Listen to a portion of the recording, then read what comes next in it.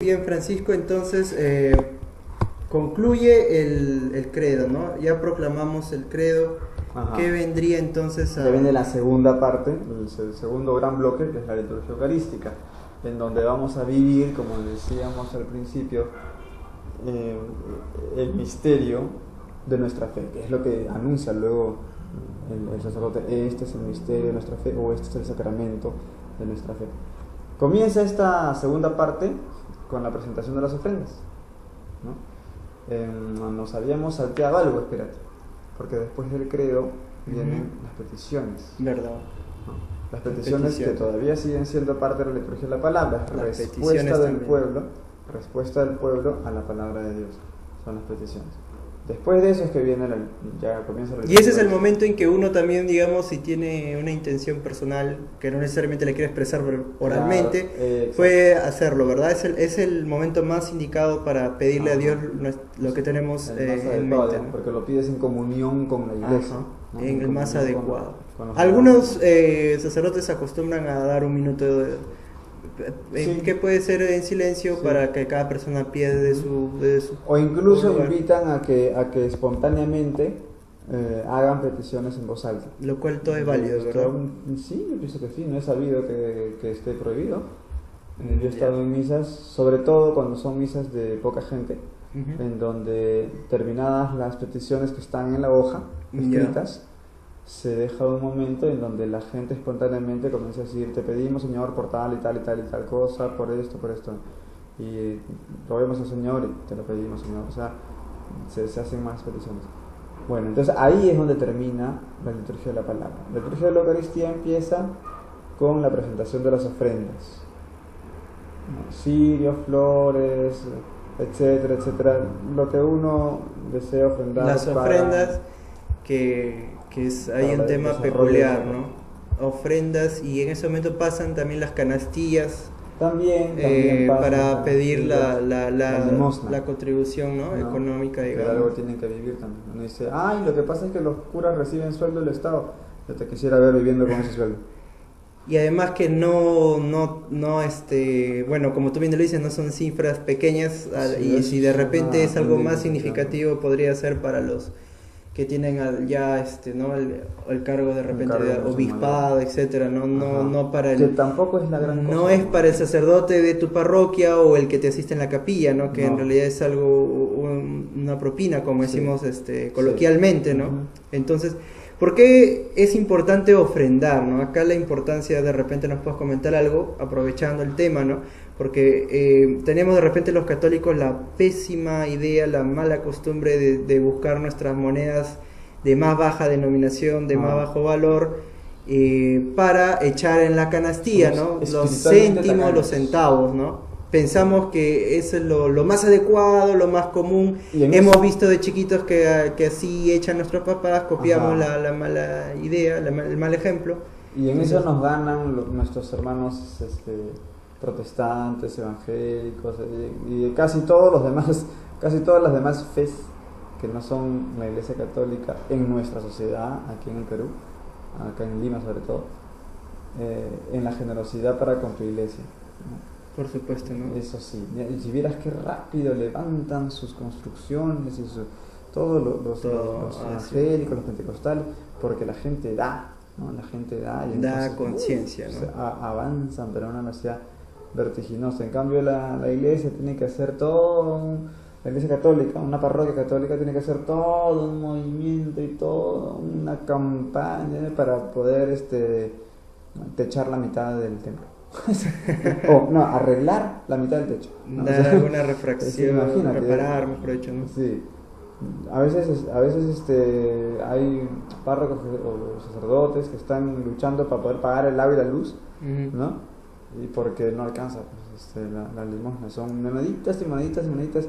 Yo he visto a veces en la sacristía así cantidad de moneditas de céntimos, puros céntimos.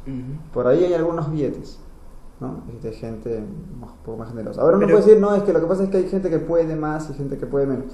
Pero seamos sinceros, o sea, claro, las ofrendas ahí son como de un mendigo, ¿no? Si uno no da en función de lo que realmente podría dar. ¿Y qué viene a ser este momento de las ofrendas, ¿no? Del ofertorio, qué es ¿no? Porque es un acto de gratitud. De gratitud, De porque gratitud, sabemos que en la época también, pues, ¿no? De nuestros hermanos mayores en la fe, los judíos, también, pues, había ofrendas al templo y todo lo demás, ¿no? Ah, claro, sí. Hay pasajes muy interesantes en Reyes, en Crónicas, en donde se habla de algunas ofrendas masivas, pues, que había, ¿no? Por ejemplo, para hacer la inauguración del templo, ese tipo de cosas, y la gente daba, pues, bueyes, vacas, ovejas, asnos, no sé qué, un montón de claro, animales, porque entendemos que es para Dios, ¿no? Exacto, o para el servicio de Dios. para el servicio, ¿no? Para el culto. Claro. Y objetos, piedras preciosas, oro, plata, una cantidad tremenda, ¿no? Y el rey también daba el ejemplo, ¿no? El rey también daba, pues, una cantidad tremenda de su riqueza para el servicio, para el culto. Entonces, eso eran para los casos muy especiales. Ahora, fuera de eso, estaba estipulado que cualquier persona en el momento en que quisiera podía hacer una ofrenda voluntaria, llevar su ternerito, su lo que sea, ¿no? Y sacrificarlo. Y eso luego pasaba a ser comido. O sea, no era simplemente sacrificar por qué malos, van a matar al animalito por las puras, que a Dios le gusta eso, se complace en la muerte del animal. No, no es eso. O sea, al final lo van a comer. O sea, el sacrificio, la oblación, la ofrenda terminaba en comida, o sea, al final es un compartir también. Y obviamente parte de eso era para que el sacerdote coma, porque de dónde iba a comer, ¿no? Así es. Claro, entonces también pues, los seres humanos tienen que comer. Y aquí se ve también eso mismo que se veía en la liturgia judía, se ve también en la misa, porque se dice que Jesús es el Cordero de Dios que quita el pecado del mundo. Entonces allí lo que se ofrece en la víctima pascual, la víctima del sacrificio allí es Cristo el Cordero, ¿no?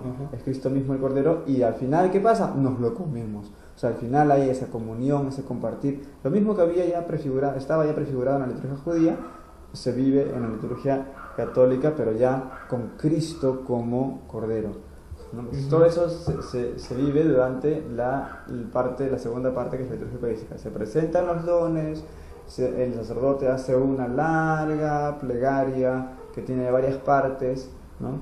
En donde hay acción de gracias, consagración, ¿no? Y ahí se van acercando a las personas llevando las ofrendas, ¿verdad? Ese es el principio, ¿no? Después ya viene la oración sobre las ofrendas y la plegaria eucarística personalmente. ¿Y qué se suele ofrendar, o hay algún lo infaltable, requisito de que tiene que ser las ofrendas? Lo infaltable son las hostias y el vino, ¿no? Hostias y vino de lo infaltable, y lo demás que vendría a ser suele ser cirios, flores, y ya según la imaginación de cada uno y la coyuntura, ya pues ofrecen un montón de cosas, pues que respondan a una simbología del momento, ¿no? Por ejemplo, si fue la clausura del año escolar, por ejemplo, ¿no? En un colegio religioso.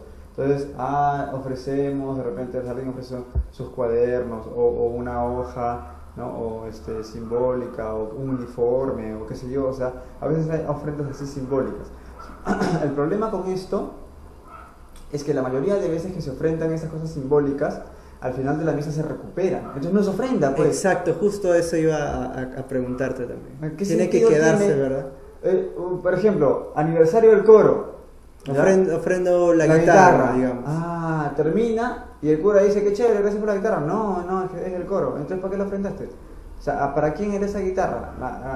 ¿A qué la ponías en la procesión de ofrendas si no la vas a ofrendar de verdad?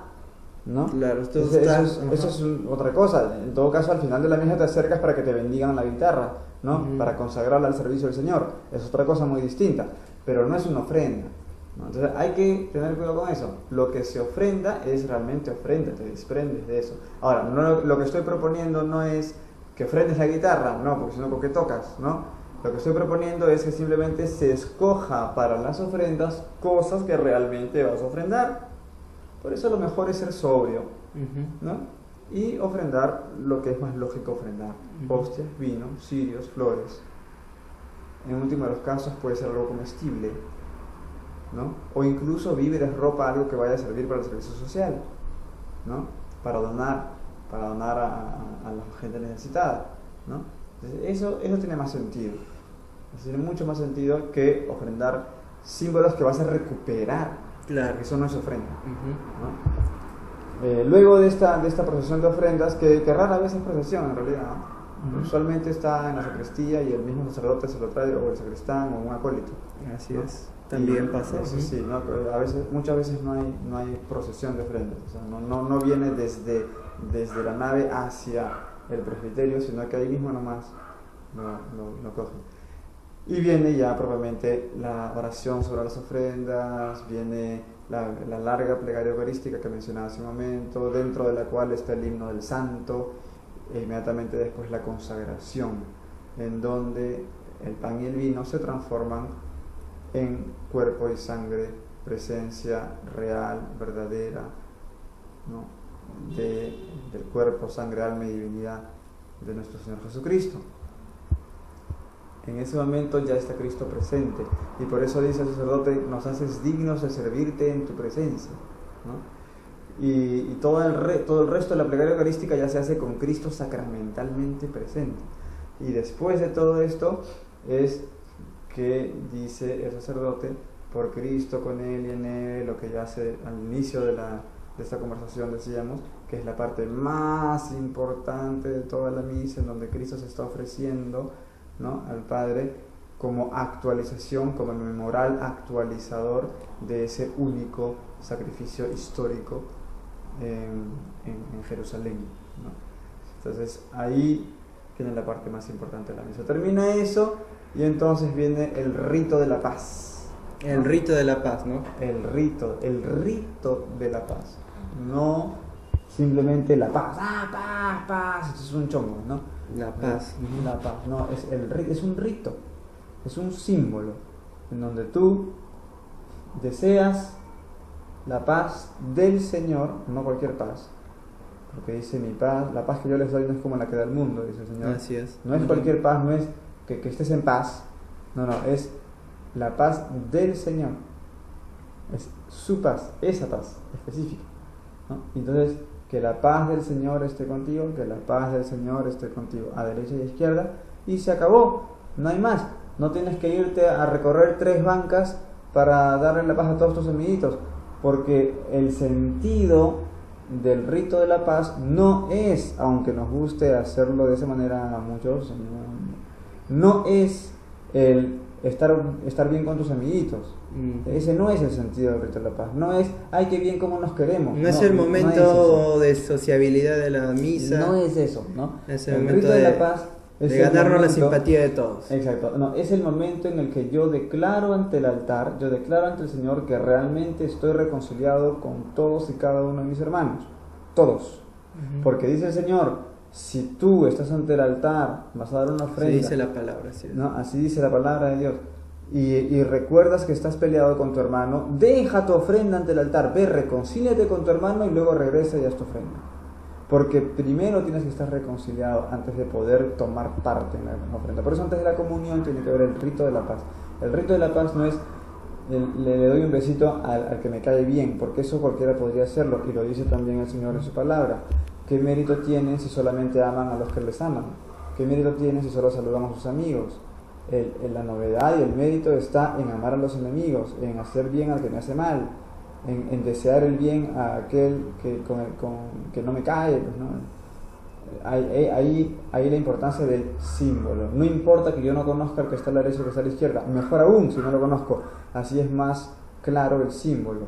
Yo estoy dándole la paz a este hermano, a esta hermana, porque a través de este rito yo declaro ante el altar que estoy realmente en paz, en la paz de Cristo, con respecto a todas mis relaciones. Y ahí la importancia de comulgar estando en gracia, ¿no? O Claro. no estar en pecado mortal, no haber Claro. cometido faltas graves. Porque es ahí donde yo voy a poder entrar en comunión con el Señor. Así es, no porque a veces a muchas personas parece que se les olvida, no sé, y no frecuentan la confesión, ¿no? Y van a comulgar y no es así, pues, ¿no? Como estamos diciendo, es justamente si la paz es un rito con importancia, es para que dé esa tranquilidad al alma, ¿no? Esa tranquilidad ante el altar, que le estamos comunicando a Dios que estamos en paz y con nuestros hermanos, con nosotros mismos, ¿no? Así es. Y qué mejor que ya haber estado confesado o estar en gracia, ¿no? Otro momento importante es el Padre Nuestro, ¿no? Cuando nosotros rezamos el Padre Nuestro, es otro símbolo de que estamos reconciliados, ¿no? Nuestro, decimos, siempre en plural. Entonces, Padre Nuestro, paz, ¿no? Primero el Padre Nuestro, luego la paz. Nos saltamos el Padre Nuestro. Sí, primero el Padre Nuestro, luego la paz, ¿no? Son dos momentos que van seguiditos en la misa porque ambos están expresando de diferente manera la misma realidad, la unidad de la Iglesia delante de Dios. Solamente habiendo expresado la unidad de la Iglesia delante de Dios, tiene sentido que podamos entrar en comunión con Dios. Y entonces ahí viene, ¿no? Cordero de Dios que quitas el pecado del mundo, este es el Cordero de Dios, y viene la cena, o sea, viene el comer, el Cordero. Tal cual en la liturgia judía, ¿no? Se inmola el Cordero, se ofrece el Cordero, se come el Cordero. Esa es la idea.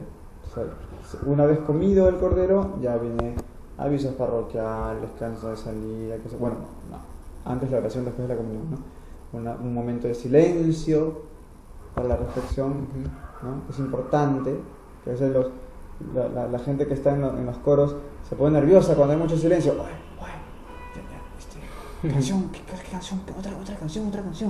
Ya se acabó la canción y está en silencio, no puede haber silencio, ¿no? Y el sacerdote ya terminó de distribuir la comunión, ya se sentó porque quiere un momento de reflexión, porque quiere llevar al pueblo también a un momento de reflexión, y mientras en el coro están desesperados porque hay silencio y arrancan con otra canción. Y el sacerdote muchas veces mira hacia el coro, ¿no? Como que, yo estaba esperando silencio, ¿no? Ya, es bueno dejar un momento de silencio, o a lo mucho una canción muy suave de fondo que ayude a la reflexión, y después de eso ya la oración final, avisos parroquiales, bendición, chao, ¿no? La salida. Ahora, un detalle aquí: como quiera que acabamos de comulgar en ese momento, ya no tiene sentido hacer ese movimiento que a veces se hace cuando se guarda la reserva en el tabernáculo, justo después de la comunión, que nos paramos otra vez y hacemos la genuflexión y otra vez nos sentamos. Es un desorden, ¿no? Porque acabas de recibir a Cristo en ti, entonces tú estás ahí en ese momento orando.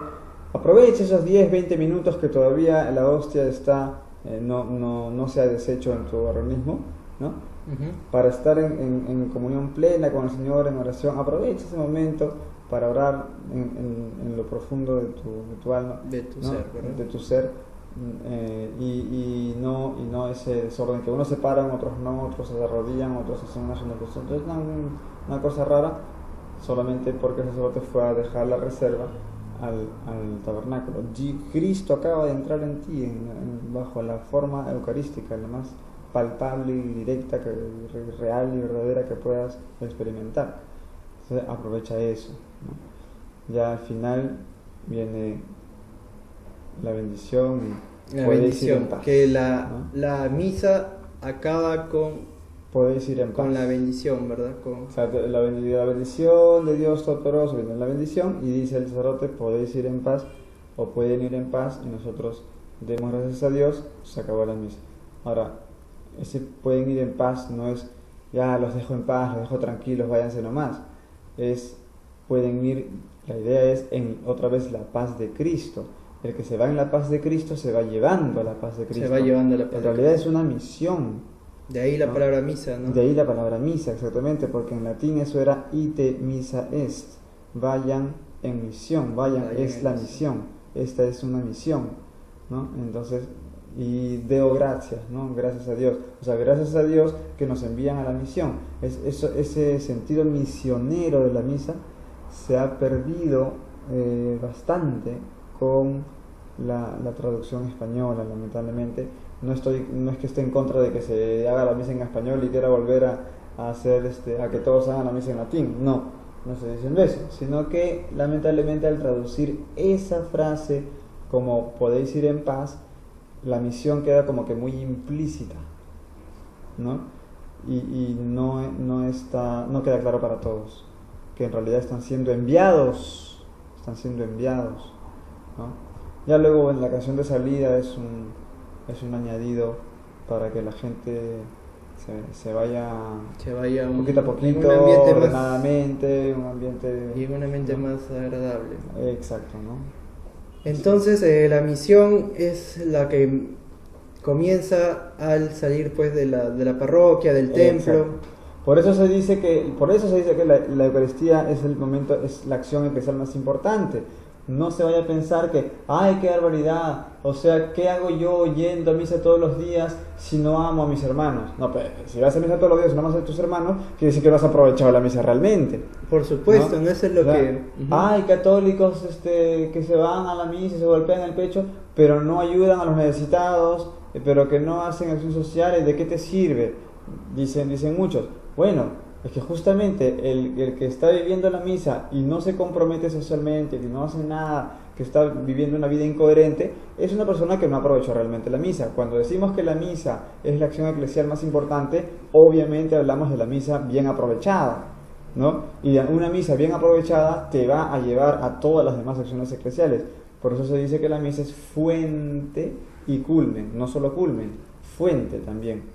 Fuente y culmen de toda la vida eclesial. O sea, de la misa brota todo el resto de acciones eclesiales.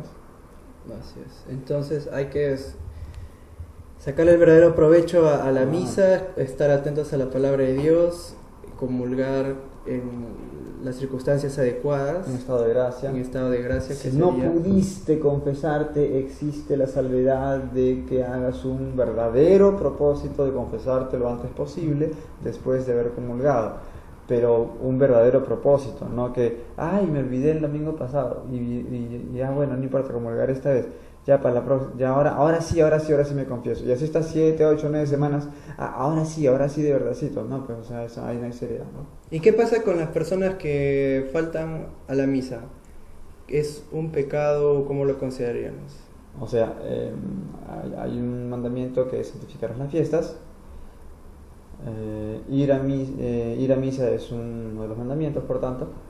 Y faltar es un pecado mortal, pero faltar alguna vez es mortal. Pecado mortal es cuando la materia es grave, hay pleno consentimiento, ¿no? Pleno conocimiento y deliberado consentimiento. Esos son los 3 requisitos para que un pecado sea considerado mortal. O sea, que sea una cuestión grave, que tú sepas que está mal y que seas libre de hacerlo, totalmente libre, ¿no? O sea, ahí es un pecado mortal. Ahora, si tu papá está agonizando, pues, ¿no? Y justo estabas por ir a misa, no lo vas a abandonar, ¿no? O sea, honra a tu padre y a tu madre también es un mandamiento. Entonces hay un conflicto de mandamientos, ¿no? Entonces Dios ve en el corazón. Dios ve en realidad cuál es tu interés. Dios ve si te estás quedando a pesar de que tienes que ir a misa, o si te estás quedando porque simplemente la misa ni siquiera te pasó por la cabeza, ¿no? O sea, la acción es la misma, pero lo que hay en el corazón no es lo mismo. Así es. Es como... Entonces basta que uno no haya faltado una vez a misa por motivos vanos, claro, y ya es un pecado mortal, se considera. Si lo sabes, mortal. Sí. O sea, pleno conocimiento también. O sea, si para alguien que ya está formado sí sería. Exacto, alguien que está formado, y eso es lo que dice Jesús a los fariseos: ustedes conocen la ley, por eso están condenados. ¿No? Ustedes conocen, por eso están condenados.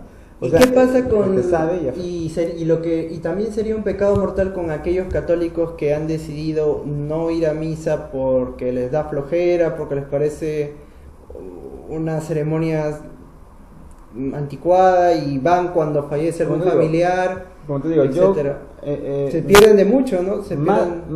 Más que pecado mortal, yo diría materia grave, porque como te digo, para que sea pecado mortal hace falta libertad y conocimiento.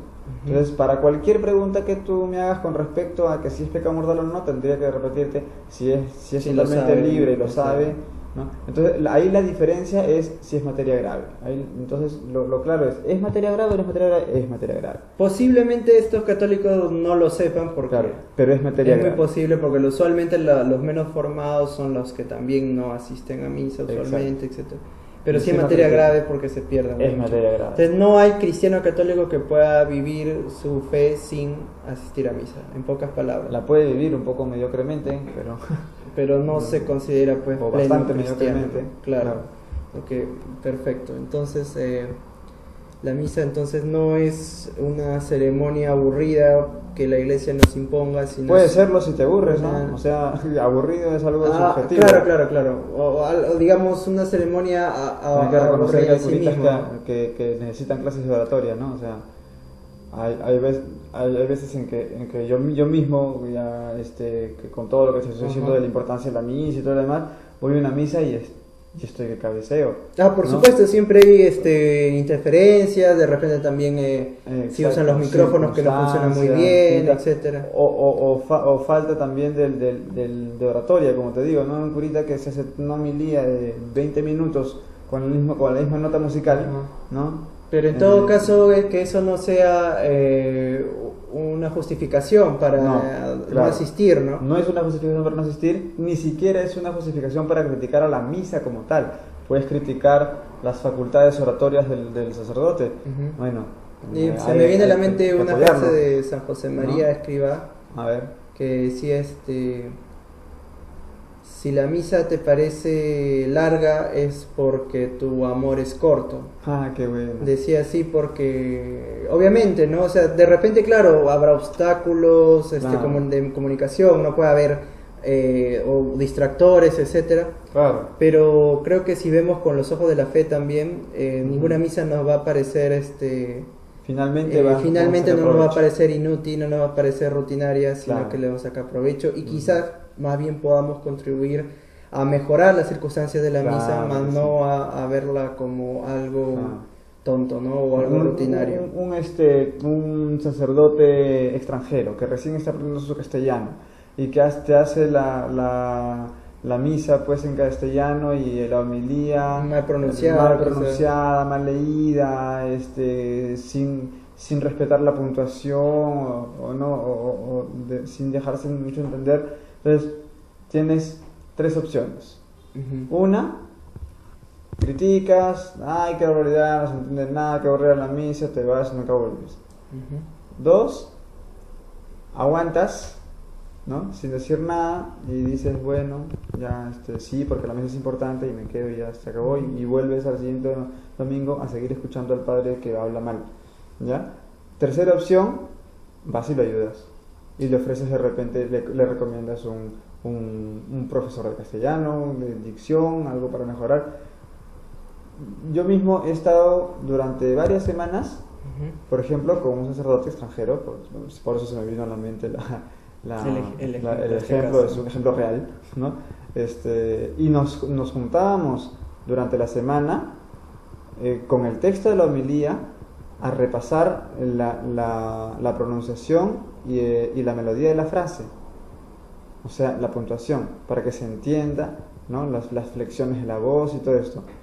Y entonces yo veía la diferencia cuando este sacerdote hacía una homilía que habíamos ensayado, se entendía mucho mejor, muchísimo mejor. Entonces tiene uno que tomar alguna acción. O sea, si no haces nada, entonces ¿con qué cara criticas, ¿no? Claro, o sea, necesitamos católicos activos, y si van a hacer críticas que sean constructivas, ¿no? Claro, no críticas con soberbias. Bueno, a veces sí es cierto que uno no tiene la propuesta, pero no por no tener la propuesta se va a callar la crítica si es que hace falta ponerla sobre el tapete. Pero hay formas, ¿no? Hay maneras, hay claro, formas. Claro. Y dirigidas a quien puede obtener una solución o a quien necesita conocer la crítica.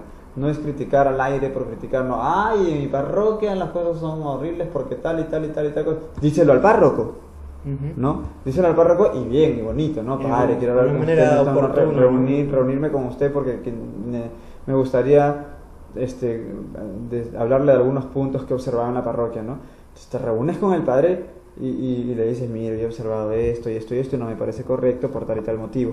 La verdad es que no se me ocurre una solución, pero se lo digo a usted para que lo tenga en cuenta y pueda buscar una solución. Usted que es la persona que es más pertinentemente debería encontrar una solución. Si se me ocurre una solución, voy y le digo, padre, ¿se acuerda que hablamos de esto? Se me ocurre Claro, que se la podría sugiero, funcionar de esta se la manera. sugiero, O se la planteo. Exacto, le planteo una posibilidad para que la medite.